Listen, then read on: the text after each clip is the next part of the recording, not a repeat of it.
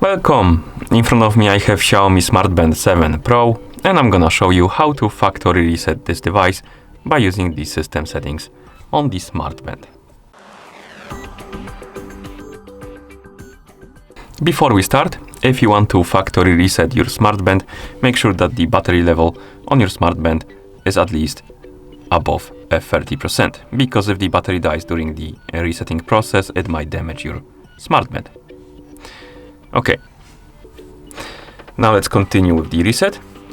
If your Smart Band is turned off, you need to turn it on, and you can turn it on by plugging it into charger. Once you plug it into charger, the Smart Band should turn on automatically. And then we can continue. Now we need to open the settings on our Smart Band. So if the screen is turned off, tap on it to wake it up, then swipe right on the screen to open the quick panel, and here tap on the settings icon. Okay, once in settings, let's scroll down, find the option called system and tap on it. And in system you should see the reset option, select it, and then tap on the check mark to confirm and start the resetting process. And now let's wait until the resetting process is complete.